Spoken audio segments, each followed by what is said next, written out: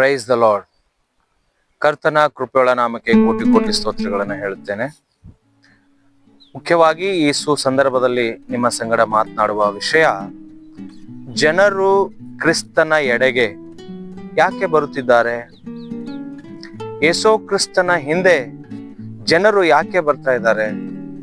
ಯೇಸು ಕ್ರಿಸ್ತನ ಮಾತನ್ನು ಕೇಳುವುದಕ್ಕೆ, ಆತನನ್ನ ಸಂಧಿಸುವುದಕ್ಕೆ, ಆತನ ವಾಕ್ಯಗಳನ್ನ ಓದುವುದಕ್ಕೆ ಮತ್ತು ಆತನನ್ನ ಆರಾಧನೆ ಮಾಡುವುದಕ್ಕೆ ಜನರು ಯಾಕೆ ಬರ್ತಿದ್ದಾರೆ? ಆತನ ಹತ್ರ ಅಂಥದ್ದು ಏನಿದೆ? ಯೇಸು ಕ್ರಿಸ್ತನು ದೇವರೆಂಬುದಾಗಿ ಆರಾಧನೆ ಮಾಡುವುದಕ್ಕೆ ಕಾರಣವೇನು? ಎಷ್ಟೇ ಜನರಿಗೂ ಏನೇ ಹೇಳಿದ್ರು ಸಹ ಆತನನ್ನ ಹಿಂಬಾಲಿಸುವಂತ ಜನರು ದಿನದಿಂದ ದಿನಕ್ಕೆ ಆತನ ಎಡೆಗೆ ಬಹಳ ಜನರು ಬರ್ತಾ ಇದ್ದಾರೆ. ಇದರ ಬಗ್ಗೆ ಸತ್ಯವೇದದಲ್ಲಿ ಯೋಹಾನನು ಬರೆದ ಸುವಾರ್ತೆ 15ನೇ ಅಧ್ಯಾಯ 16ನೇ ವಚನದಲ್ಲಿ ಹೀಗೆ ಬರೆಯಲ್ಪಟ್ಟಿದೆ, ನೀವು ನನ್ನನ್ನು ಆರಿಸಿ ತೆಗೆದುಕೊಂಡಿಲ್ಲ, ನಾನು ನಿಮ್ಮನ್ನು ಆರಿಸಿ ತೆಗೆದುಕೊಂಡಿದ್ದೇನೆ ಎಂಬುದಾಗಿ. ಇವತ್ತು ಯೇಸು ಕ್ರಿಸ್ತನ ಕಡೆಗೆ ಬರುವಂತ ಜನರು ಅನೇಕವಾದಂತ ರೀತಿಯಲ್ಲಿ ಮಾತನಾಡ್ತಾರೆ. ಚರ್ಚಿಗೆ ನಾನು ಹೋದೆ, ವಾಕ್ಯಗಳನ್ನು ಕೇಳಿದೆ, ಪಾಸ್ಟರ್ಗಳು ಪ್ರಾರ್ಥನೆ ಮಾಡಿದರು, ನನಗೆ ಅನಾರೋಗ್ಯ ಇತ್ತು, ನನಗೆ ಯಾರೋ ಸತ್ಯವೇದ ಕೊಟ್ಟರು, ಕರಪತ್ರವನ್ನ ಕೊಟ್ಟರು, ವಾಕ್ಯವನ್ನ ಓದಿ ಹೇಳಿದರು, ಇದರ ಬಗ್ಗೆ ನನಗೆ ತಿಳುವಳಿಕೆ ಕೊಟ್ಟರು, ನಾನು ಕೈ ಬಿಡಲ್ಪಟ್ಟಿದೆ, ನನಗೆ ಯಾರು ಸಹಾಯಕರಿರ್ಲಿಲ್ಲ, ಇಂಥವ್ರು ನನಗೆ ಸಹಾಯ ಮಾಡಿ ಇಂಥ ವಾಕ್ಯವನ್ನು ಹೇಳಿದರು ಅಥವಾ ನನ್ನನ್ನು ಸಂತೈಸಿದರು, ಕಷ್ಟ ಕಾಲದಲ್ಲಿ ನನಗೆ ನೆರವಾದರು, ಅದುದರಿಂದ ನಾನು ಯೇಸು ಕ್ರಿಸ್ತನನ್ನ ಕಂಡುಕೊಳ್ಳುತ್ತಾ ಇದ್ದೇನೆ ಎಂಬುದಾಗಿ ಅಲ್ಲ.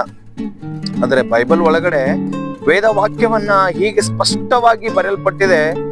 ಯೋಹಾನನ ಸುವಾರ್ತೆ ಅದರಲ್ಲಿ 15ನೇ ಅಧ್ಯಾಯ 16ನೇ ವಚನದಲ್ಲಿ ಹೇಳಿರುವಂತ ಮಾತು, ನೀವು ನನ್ನನ್ನು ಆರಿಸಿ ತೆಗೆದುಕೊಂಡಿಲ್ಲ, ನಾನೇ ನಿಮ್ಮನ್ನ ಆರಿಸಿ ತೆಗೆದುಕೊಂಡಿದ್ದೇನೆ ಎಂಬುದಾಗಿ. ಇದು 12 ಮಂದಿ ಶಿಷ್ಯರನ್ನ ಕರೆದು ಯೇಸು ಕ್ರಿಸ್ತರು ಮಾತನಾಡ್ತಾ ಇದ್ದಾರೆ.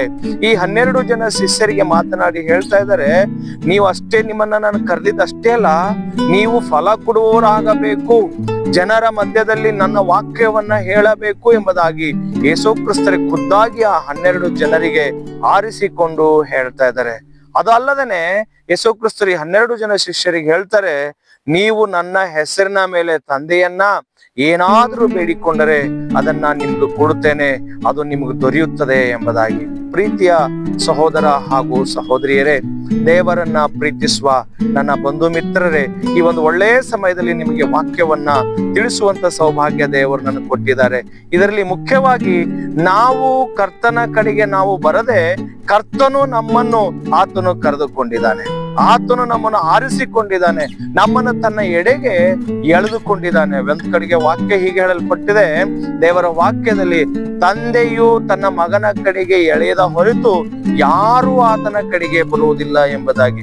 ಇವತ್ತು ಯೇಸು ಕ್ರಿಸ್ತನ ಎಡೆಗೆ ನಾವು ಇದ್ದೇವೆ, ಆತನ ಜೊತೆಯಲ್ಲಿ ನಾವು ಇದ್ದೇವೆ ಅನ್ನುವುದಕ್ಕೆ ನಾವು ನಾವಾಗಲ್ಲ, ಇದಕ್ಕೆ ಇನ್ನೊಬ್ಬರು ಕಾರಣ ಅಲ್ಲ, ನೇರವಾಗಿ ದೇವರೇ ಕಾರಣ ಎಂಬುದಾಗಿ ವೇದವಾಕ್ಯದಲ್ಲಿ ಬರೆಯಲ್ಪಟ್ಟಿದೆ. ಮುಂದಿನ ದಿನಗಳಲ್ಲಿ ಮತ್ತು ಇನ್ನು ಹೆಚ್ಚಿನ ಬಗ್ಗೆ ಈ ವಿಷಯದಲ್ಲಿ ನಾವು ಧ್ಯಾನ ಮಾಡೋಣ. Praise the lord.